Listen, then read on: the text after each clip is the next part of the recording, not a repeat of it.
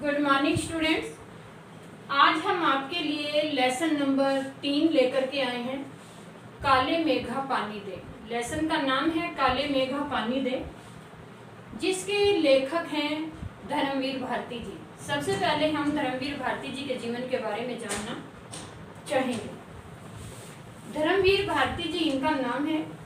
इनका जन्म 1926 में हुआ था और इनका जन्म स्थान जो है वो उत्तर प्रदेश के इलाहाबाद जनपद में हुआ। इनके माता पिता का नाम श्री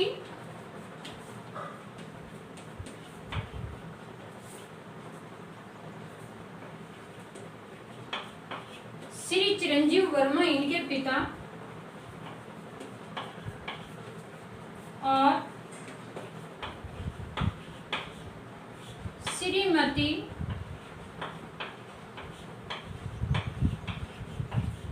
चंदा देवी इनकी माताजी का नाम था।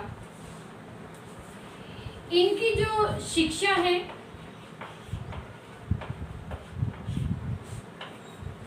इनकी शिक्षा इलाहाबाद इस विश्वविद्यालय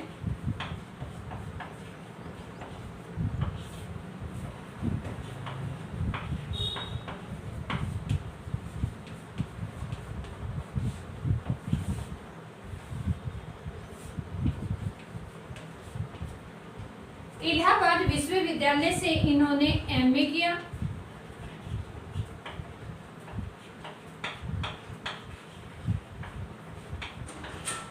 तत्पश्चात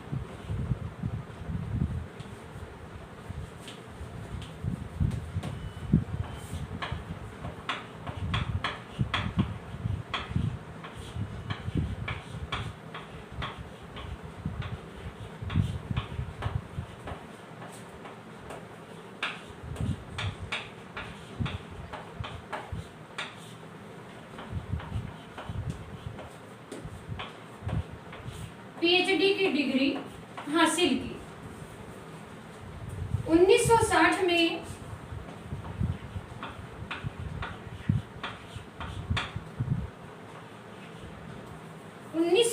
में ये धर्म युग के संपादक बने।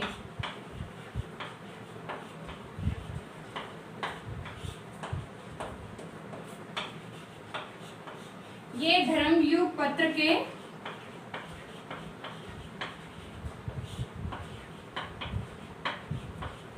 संपादक बने। 1988 में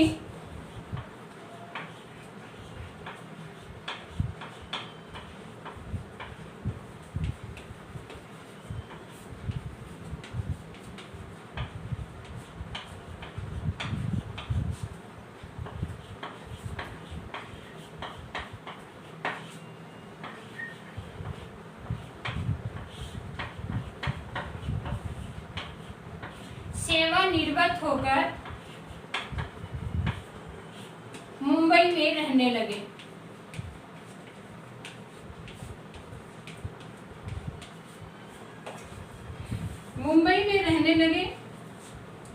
भारती जी को साहित्य साधना से प्रेरित होकर, यानी कि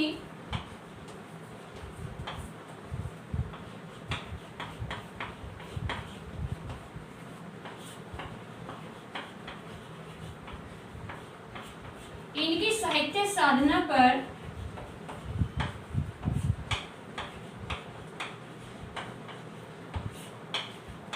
भारत सरकार ने इन्हें पद्मश्री पुरस्कार से नवाजा तथा इन्हें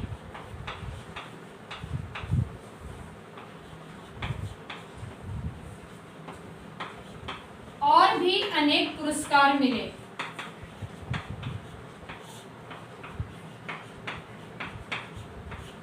इन्हें और भी पुरस्कार मिले। इनकी रचनाएं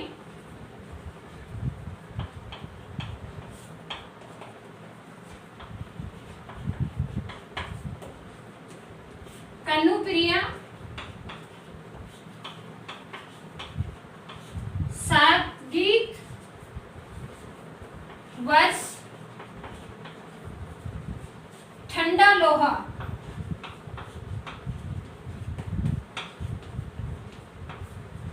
इनके उपन्यास हैं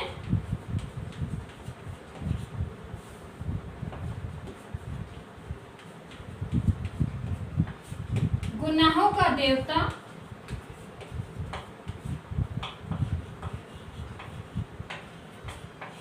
सूरज का सातवां घोड़ा,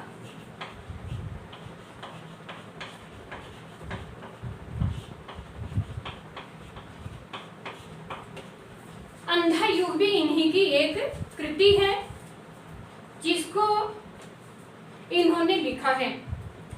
इनकी साहित्यिक विशेषताएं: धर्मवीर भारती जी आधुनिक संवेदना से ओतप्रोत साहित्यकार थे। भारती जी के लेखन की महत्वपूर्ण विशेषता यह है कि हर उम्र के वर्ग पाठकों के मध्य उनकी भिन्न भिन्न रचनाएं लोकप्रिय हुई हैं। वे मूलतः व्यक्ति, मानवीय संकट और रोमानी चेतना के रचनाकार थे। मानवता उनके साहित्य की प्राण तत्व है। गुनाहों का देवता उनका सर्वाधिक लोकप्रिय उपन्यास है और जिसमें एक सरस और भावपूर्ण प्रेम की अभिव्यक्ति हुई है। दूसरा लोकप्रिय उपन्यास सूरज का सातवां घोड़ा, जो मैंने अभी यहाँ लिखा, जिस पर हिंदी फिल्म भी बन चुकी है। इस उपन्यास में लेखक ने प्रेम को केंद्र बिंदु मानकर निम्न वर्ग की निराशा, आर्थिक संघर्ष, नैतिक पतन, विचलन, अनाचार को चित्रित किया है। अंधा युग में स्वतंत्रता के पश्चात नष्ट होते जीवन मूल्य, अनास्था, मोहभंग, विश्व युद्ध की महामारी, विभीषिका से त्रस्त मानवता और अमानवीयता का यथार्थ चित्रण किया है। सुंदर चित्रण किया है। अनेक स्थलों पर इनका साहित्य अधिक मार्मिक जान पड़ा है। इन्होंने स्वतंत्र भारत की सामाजिक, राजनीतिक और सांस्कृतिक सभी समस्याओं को अपने साहित्य में उठाया है। 1997 में आकर इनकी मृत्यु हो गई। इनकी भाषा शैली: धर्मवीर भारती एक श्रेष्ठ कवि होने के नाते एक श्रेष्ठ गद्यकार भी थे। उनके गद्य लेखन में सहजता और आत्मीयता, वे बड़ी से बड़ी बात को भी अपनी बातचीत की शैली में कहने की सामर्थ्य रखते थे और सीधे पाठकों के मन में उतर जाते थे। यानी कि इनकी जो रचनाएं हैं वो पाठकों के मन को छू लेती थी। लेखक ने मुख्यतः खड़ी बोली और सहज भाषा का प्रयोग किया है। इनके साहित्य में अंग्रेजी, उर्दू, फारसी, साधारण बोलचाल की भाषाओं का भी समायोजन हुआ है। प्रस्तुत संस्मरण जो काले मेघा पानी दे, इसकी भाषा जो है वो सहज, सरल, स्वाभाविक है, जिसमें खड़ी बोली, उर्दू, फारसी, साधारण बोलचाल की भाषाओं के शब्दों का सटीक प्रयोग हुआ है। मुहावरों के प्रयोग से जो कहानी है, वो संस्मरण है, वो और भी रोचक बन गया है। इन्होंने विचारात्मक, भावात्मक, व्यंग्यात्मक, संस्मरणात्मक शैलियों का प्रयोग किया है। अब ये आपको के सामने मैंने जो जीवन परिचय बताया। अब जीवन परिचय से के बाद हम इस संस्मरण को पढ़ते हैं और संस्मरण का जो सार है उसे सुनाते हैं। काले मेघा पानी दे, ये एक संस्मरण है। धर्मवीर भारती, संस्मरण क्या होता है? संस्मरण क्या होता है? यानी कि जो याद रखने योग्य बातें होती हैं या कोई किसी की बात को एक तरोताजा करने के लिए संस्मरण होता है। इसमें लोक प्रचलित विश्वास और विज्ञान के द्वंद्व का सुंदर चित्रण हुआ है। विज्ञान का अपना तर्क है और लोक तर्क का अपना। इसमें कौन कितना सार्थक है, यह पढ़े लिखे समाज को उत्तेजित करता है। इसी दुविधा को लेकर लेखक ने पानी के संदर्भ में इसका प्रसंग किया है। लेखक ने अपने किशोरपन जीवन के इस संस्मरण में दिखलाया है कि अनावृष्टि दूर करने के लिए गांव के बच्चों की इंद्र सभा द्वारा एक टोली बनाकर गांव में घर घर में जाकर कैसे पानी मांगते हैं। लेखक का तर्कशील किशोर मन भीषण सूखे उस पानी की जो निर्मम बर्बादी होती है उसके बारे में देखता है। आषाढ़ के सूखे दिन हैं और इंद्र देवता प्रसन्न नहीं हुए, यानी कि बरसात नहीं हुई। गांव में सूखा पड़ा हुआ है, धरती फट गई है, लोगों के अंदर त्राही त्राही मची हुई है और पानी के लिए बहुत तरस रहे हैं। तो एक लोक प्रचलित कथा है कि घर घर से पानी लेकर के मांग करके इंद्र देवता को खुश किया जाता है। इसके पीछे भी अनेक लॉजिक हैं। तो कोई अभी आप देखते होंगे लोक प्रचलित कथाओं के अंदर कहीं भंडारे लगते हैं, कहीं कुछ होता है, ये सब इंद्र देवता को प्रसन्न करने के लिए होता है। अभावों के बावजूद भी लोग अपने घरों से पानी निकालकर जो मंडली पानी मांगने आती है वो उनके ऊपर पानी डाल करके उनको तरबतर कर देती है। आषाढ़ के इन दिनों में गांव शहर के लोग सभी गर्मी से बहुत परेशान हैं, त्राही मांग कर रही होती हैं। जब ये मंडली काले मेघा पानी दे के नारे लगाती हुई इधर उधर घूमती होती है। अनावृष्टि के कारण शहरों की अपेक्षा गांवों की हालत अधिक गंभीर होती है।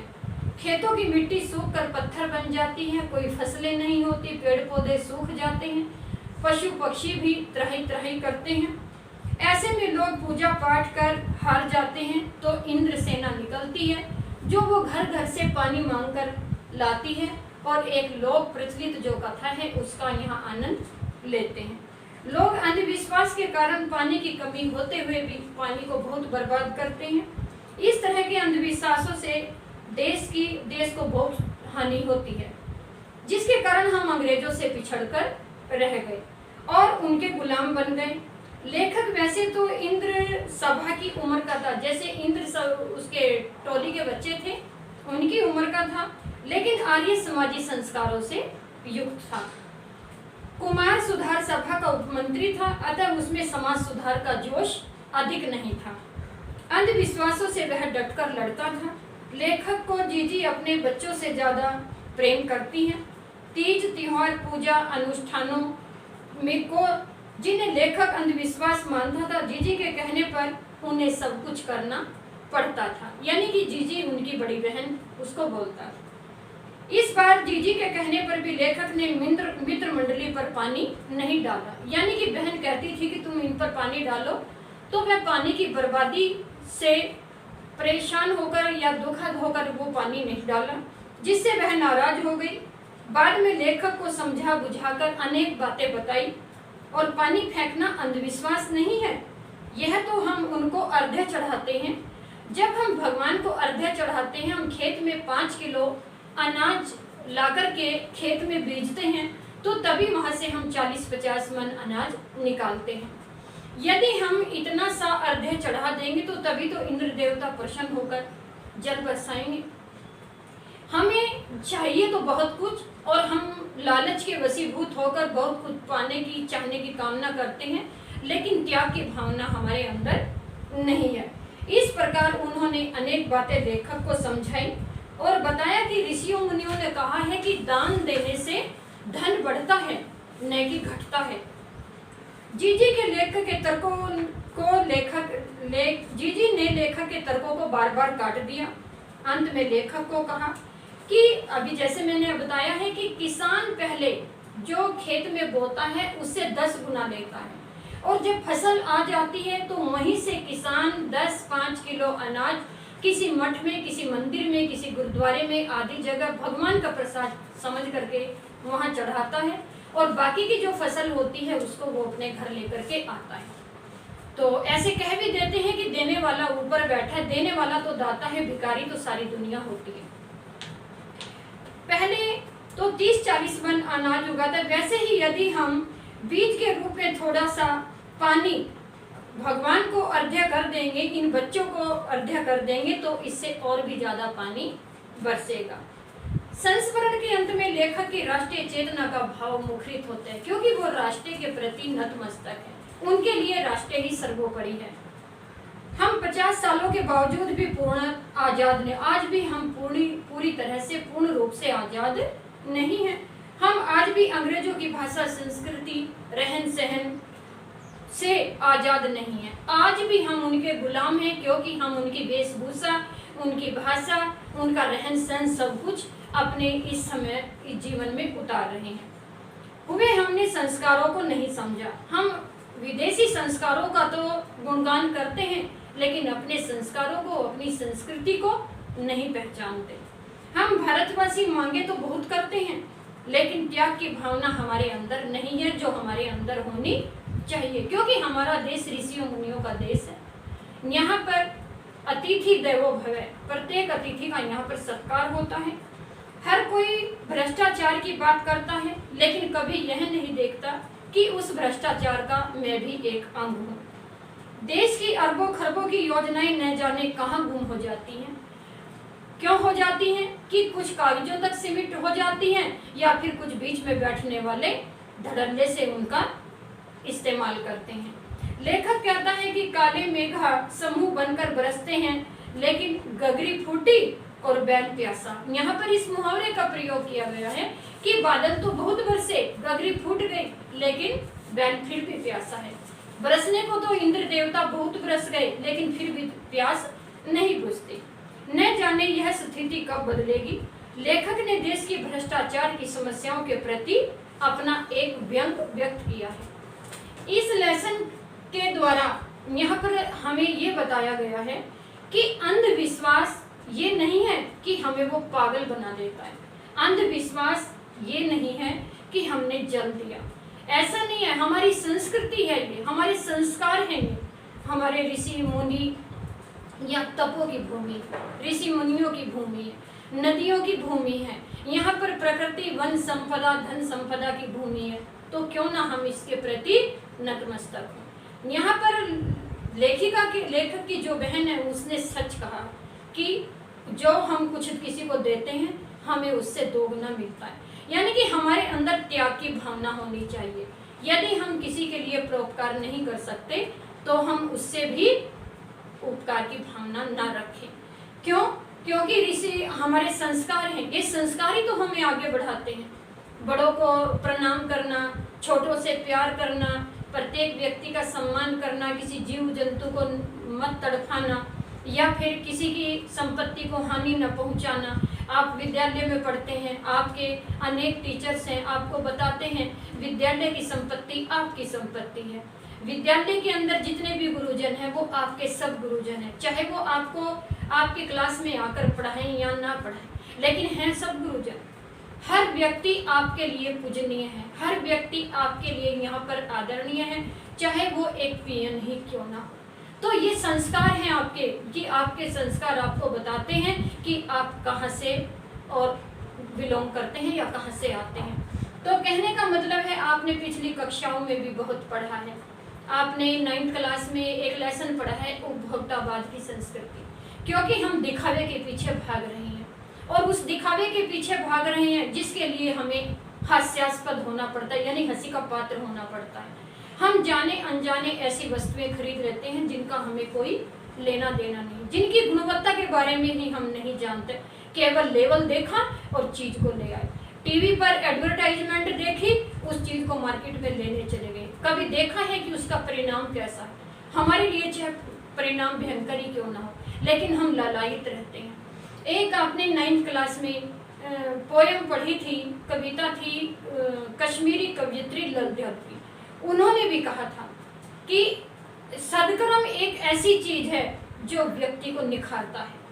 अगर हम ज्यादा न सही तो कम से कम ऐसे सदकर्म तो करें जो हमें दूसरों को देने के लिए अपना एक भंडार भरें। इतना तो होना चाहिए, संस्कार हमारे अंदर होने चाहिए। हम भारतीय हैं और हमें सबसे बड़ा गर्व है कि हम भारत देश के वासी हैं। यहाँ लेखक तर्कशील तो है, लेकिन कहीं ना कहीं उसके दिल में भी अपने परिवार के प्रति, इन बच्चों के प्रति फिर भी भावना है। तर्कशील होते हुए उसने कहा है कि मेरे लिए पहले राष्ट्र राज्य सर्वोपरि है। हम तो सभी राष्ट्रवादी हैं, ऐसा तो कोई है नहीं कि हम विदेशों से प्यार करते हैं। हम भारतीय हैं, हमें तो अपने राष्ट्र से बहुत प्यार है, क्योंकि हमारा यहाँ धरती माता, जो आपको एक लेसन में मैं दूसरी कक्षा में पढ़ाया था कि धरती माता सबको बराबर देती है, वो किसी को कम ज़्यादा नहीं देती है। पानी बरसता, जब जल बरसता है वो सबको बराबर देता है, वो किसी से भेदभाव नहीं करता।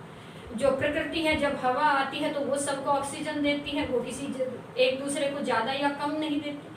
यानी कि प्रकृति हमारे ऊपर, सबके ऊपर कुर्बान है। वो हमें जो देती है वो हमारे हिस्से का हमें मिलता है, दूसरे के हिस्से का हमें कभी भी नहीं मिलेगा। लेकिन हमारे अंदर कहीं ना कहीं थोड़ी बहुत त्याग की भावना होनी चाहिए। ये त्याग की भावना आपको बहुत आगे ले जाएगी। आज इस कोरोना महामारी के संकट में आपने देखा होगा लोग किस तरह एक दूसरे की सेवा कर रहे हैं, जिन्हें अपनी जान की भी परवाह नहीं है। तो यहाँ पर इसमें ये मतलब नहीं है, यहाँ पर बहुत सारी ऐसी रचनाएं हैं उनकी जिनके ऊपर कवि ने तर्क दिए हैं। तो यहाँ पर ये लेसन मैंने आपको करवाया, काले मेघा पानी दे, इसके संस्मरण की समरी तो आप पूरी याद करेंगे और लेखक परिचय जो है आप उसको अपनी अभ्यास पुस्तिका में लिखेंगे। नेक्स्ट वीडियो में आपको इस लेसन के प्रश्न उत्तर करवाए जाएंगे।